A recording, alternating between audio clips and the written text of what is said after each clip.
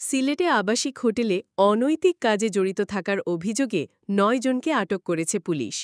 আজ শনিবার ২৩ অগস্ট রাতে এক প্রেস বিজ্ঞপ্তিতে বিষয়টি জানিয়েছেন সিলেট মহানগর পুলিশের অতিরিক্ত উপকমিশনার পুলিশ সুপার পদে পদোন্নতিপ্রাপ্ত মোহাম্মদ সাইফুল ইসলাম।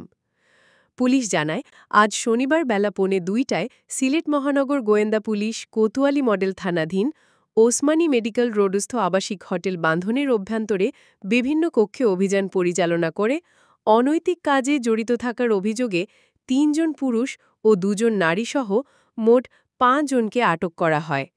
আটককৃতরা হলেন হোটেল ম্যানেজার জামাল মিয়া বয়স ৩৩, মাইন উদ্দিন বয়স ২০, তাহলিল আহমেদ বয়স ১৯, মাহি আক্তার বয়স ২৫ ও কলি বেগম বয়স ২৩।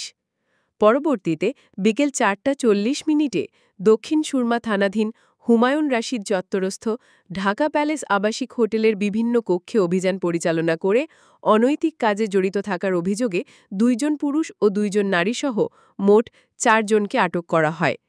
আটককৃতরা হলেন মোহাম্মদ আসাদুজ্জামান বয়স ২৬, মোহাম্মদ ফাহিম আহমেদ বয়স ২৬, জান্নাত